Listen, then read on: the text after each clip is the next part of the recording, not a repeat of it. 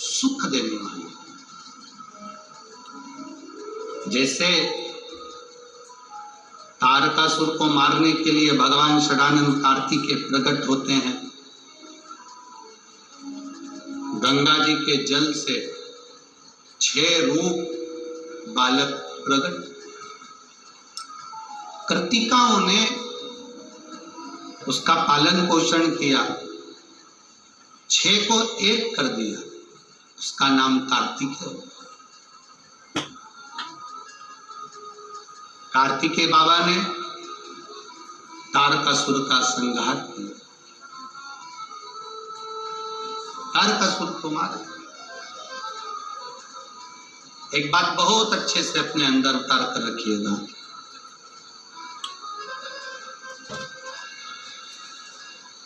शरद पूर्णिमा से लेकर कार्तिक की जो पूर्णिमा है,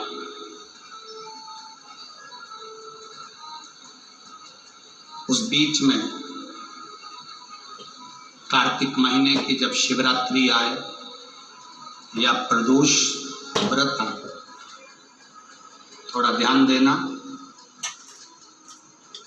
यह उन लोगों के लिए है जो 1 रुपये कमाते हैं, सवाया खर्च होता है, घर में जिनके संपदा जुड़ती नहीं, बीमारियों में पैसा ज्यादा जाता हो, या कहीं ना कहीं तकलीफें अपनी जिंदगी में आती, उसके लिए शिव आराधना कार्तिक महीने की थोड़ा ध्यान से सुनना। वैसे तो कार्तिक महीने में जो 3 नवंबर से 9 नवंबर तक ब्रज की भूमि में कोसी कला में जो शिव महापुराण की कथा है 2 बजे से 5 बजे तक, उसमें हम वर्णन करेंगे ही। गोपेश्वर गोपी शिव महापुराण की कथा में फिर भी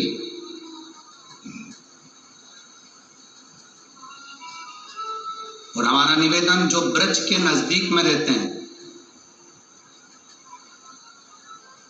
ब्रज की भूमि में कार्तिक महीने में पहली बार शिव महापुराण की कथा होने जा रही है। जो ब्रज के नजदीक में रहते हैं वो बड़े भाव से सुनने के लिए अवश्य बना, जो उसके नजदीक में रहे, जिनको ब्रज रज में बैठकर सर्वेश्वर भगवान कृष्ण की रज में महेश्वर भगवान शंकर की कथा जिनको सुनना है वो सुनेंगे।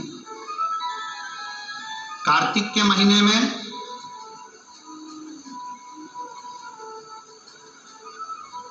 पूर्णिमा से पूर्णिमा के बीच में जो सोमवार पड़े, प्रदोष पड़े, शिवरात्रि पड़े, प्रयास करना, अगर बहुत कष्ट की जिंदगी चल रही हो तो शिवरात्रि, प्रदोष और जितने सोमवार पड़ रहे हो कार्तिक में 4, 5 जो सोमवार पड़े, उसमें एक बेलपत्र अशोक सुंदरी वाली जगह पर और शमी पत्र देवाधिदेव महादेव के ऊपर,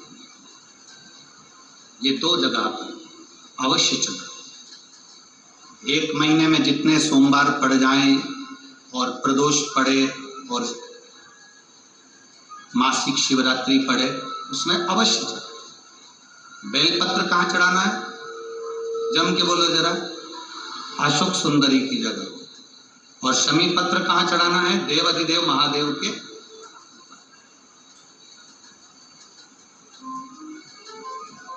एक बार चढ़ाकर देखो,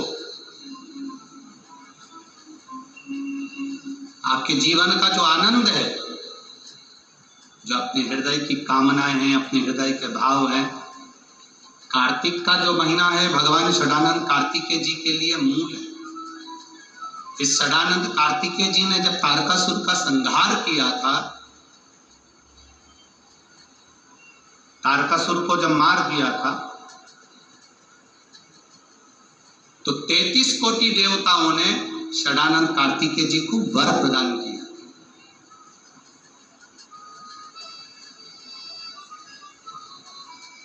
कार्तिकेय जी को वर प्राप्त हुआ। तो लक्ष्मी जी ने और भगवान नारायण ने षडानंद कार्तिकेय जी से कहा, हे स्कंददेव, हे कार्तिकेय, कार्तिक के महीने में जो दीप दान करता है उसके घर में कभी संपदा की कमी नहीं आती है। कार्तिक महीने के दीपदान की महत्वता जैसे ही लक्ष्मी और नारायण ने कही तब ब्रह्मदेव प्रकट हुए और देवाधिदेव महादेव प्रकट हुए माँ पार्वती के साथ में, और ब्रह्मा जी प्रकट हुए माँ ब्रह्माणी के साथ में। उन्होंने वर प्रदान कर दिया। षडानन कार्तिकेय भूलवश भी अगर कोई बेलपत्र और शमी पत्र दोनों एक साथ आपकी बहन अशोक सुंदरी और आपके पिता देवाधिदेव महादेव को शमी पत्र जो समर्पित कर देगा, षडानंद कार्तिकेय इस कार्तिक के महीने में देवाधिदेव महादेव कहते हैं उसके यहाँ कुबेर का भंडार शिव भर देते हैं। एक शमी पत्र, फिर समझिएगा, ये जो बेलपत्र है ये आप समर्पित करेंगे अशोक सुंदरी वाली जगह पर। कहाँ समर्पित करेंगे? अशोक सुंदरी की जगह। और शमी पत्र आप समर्पित करेंगे देवाधिदेव महादेव के ऊपर। बस इसमें एक चीज का स्मरण अपने को करना है, जब अपन अशोक सुंदरी की जगह पर बेलपत्र चढ़ाएंगे तो ये डंडी का जो मुख है ये महादेव के जो खाली स्थान है, खाली वाली जगह उसे ओर होगा। शमी पत्र की जो डंडी का मुख है इसी की ओर, जिस ओर तुमने बेलपत्र चढ़ाया है उसी ओर शमी पत्र की भी डंडी का मुख उसी ओर होगा। जहां पर आप बेलपत्र की डंडी का मुख रख रहे हैं उसी ओर शमी पत्र की डंडी का भी मुख उसी ओर होगा। तो देवाधिदेव महादेव भगवान शंकर, माँ जगत जननी जगदम्बा, श्री ब्रह्मदेव ब्रह्माणी षडानंद कार्तिकेय को वर प्रदान कर दे।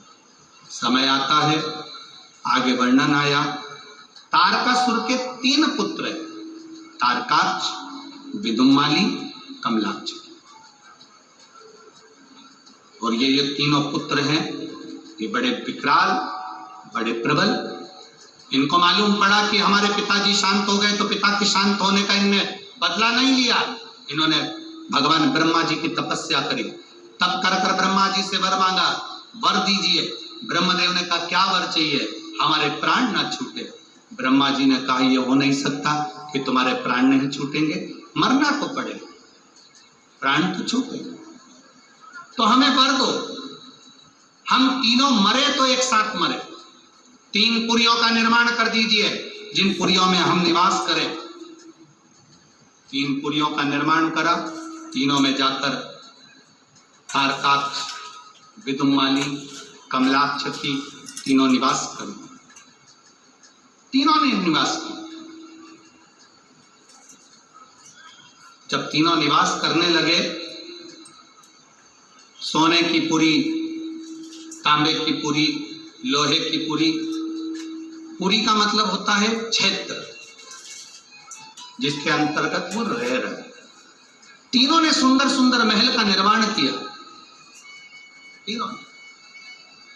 और सुंदर महल का निर्माण कर तीनों जब रहने लगे, हाहाकार मच गया। तीनों ने विचार कर लिया कि अपन तीनों कभी नहीं मिलेंगे एक जगह पर, कभी एकत्रित नहीं होंगे।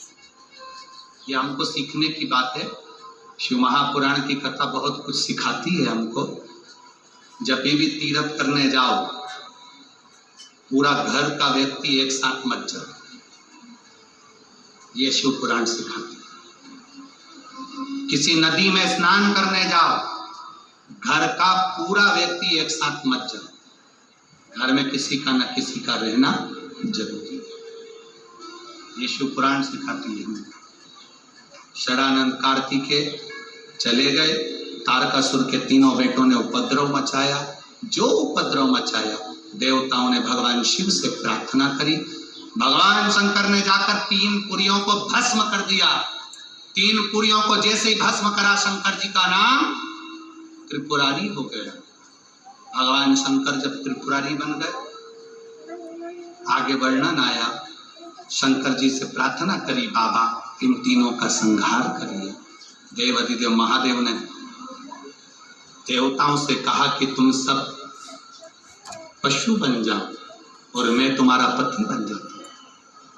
भगवान एक बड़े नंदी का रूप धारण कर लिए और भगवान शिव ने एक बड़े नंदी का रूप धारण कर कर देवताओं से कहा तुम पशु बनो। देवता पशु बनकर भागने लगे, भगवान शंकर पीछे पीछे उनके भागने लगे। देवताओं से भगवान शंकर ने कहा पशु बनकर जाना, तीनों पुरियों में प्रवेश कर जाना, तीनों पुरियों के राजाओं को एक जगह इकट्ठा कर लेना, मैं उनका संहार कर दूंगा। तीनों पुरियों के राजा एक जगह एकत्रित हो गए। शंकर भगवान बड़े नंदी का रूप लेकर उनको मारने के लिए सींग से पछाड़ने लगे। जैसे तारकाक्ष विदुम्माली को पछाड़ा, नीचे से कमलाक्ष की निकल गया, उसने फरसा उठाकर शंकर भगवान का सिर काट दिया। बड़े नंदी का रूप देवादिदेव महादेव लिए थे। जैसे ही पशु भगवान पशुपति बनकर जो गए थे, उनका जो सिर कटा वो नेपाल में जाकर गिर गया, धड़ केदार में जाकर गिर गया, तो केदारेश्वर हो गए। और शीश गिरा नेपाल में तो पशुपति नाथ, भगवान शिव पशुपति नाथ। शंकर जी ने देखा कि ऐसे मरने वाले नहीं हैं। शिव जी अपने असली स्वरूप में आ गए। हाथ में त्रिशूल लेकर देवादिदेव महादेव ने तारकाक्ष विदुम्माली को मारा। पीछे से कमलाक्ष फिर आया। शंकर भगवान ने उसी त्रिशूल के पीछे के नोक से कमलाक्ष को मार दिया। तीनों के प्राण छूट गए। देवताओं ने पुष्पों की वृष्टि कर दी। चारों तरफ आनंद की अनुभूति हो गई। बोल पशुपतिनाथ भगवान की। हर हर महादेव। बोल बम का नारा है, सारी समस्या का हल। शिव तत्व की प्राप्ति हो गई। जानकर देवताओं ने आनंद पाया। भगवान शंकर जी ने पाशुपत्य अस्त्र और पाशुपत्य व्रत दोनों को प्रकट किया। क्या क्या चीज प्रकट करी? हम क्या बोलो जरा? पाशुपत्य अस्त्र और पाशुपति व्रत। पशुपति व्रत की विधानता कही। 5 सोमवार का व्रत, पूजा की थाली जो लगती है वो शाम को भी वही जाती है। 6 दिए, प्रसाद का भाग, मंदिर में जाकर 3 हिस्से होना, 6 दियों को रखकर 5 दिए प्रज्वलित करना, 3 हिस्से प्रसाद के हो जाएं तो 2 हिस्सों को छोड़ देना मंदिर में, 1 हिस्से को, और जो बिना जला हुआ दिया है उसको वापिस अपनी थाली में रख लेना। बाबा से प्रार्थना कर कर 6ठे नंबर का जो दिया लेकर गए वो अपने घर के दरवाजे में राइट हैंड प्रवेश करते हुए सीधे हाथ की ओर बैठकर घर की ओर मुख कर कर दिए को जला देना। ऐसे भोजन करते समय सबसे पहले बाबा का जो प्रसाद लाए हो उसे खा लेना। ऐसे 5 व्रत। 5वें व्रत में जब पूरा व्रत होए तब श्रीफल भेंट और कुछ भी 108 दाने चावल के हो, फूल हो, पंखड़ी हो, पत्ती हो, बाबा को समर्पित। बाबा से प्रार्थना, बाबा मैंने आपके पशुपति व्रत करे हैं, स्वीकार करना बाबा। पशुपति व्रत के चलते चलते 5 व्रत के अंदर अगर कभी जिंदगी में अपने क्षेत्र में शिव महापुराण की कथा 200-300 किलोमीटर दूर भी हो रही हो तो एक बार सुनकर जरूर आना। बाबा आपके मन की मुराद को पूर्ण जरूर कर देगा। आप में से भी कई माताओं के पशुपति व्रत होंगे, हैं? कईयों के होंगे। और उस बीच में आपको ये 5 दिन की शिव महापुराण की कथा में 1 दिन की भी अगर कथा मिली है तो समझना कि बाबा की कृपा आप पर हुई है। ये शिव कथा। 5 पशुपति व्रत का महत्व। गणेश जी महाराज का विवाह रिद्धि सिद्धि के साथ हो रहा है। कल कथा सुबह 8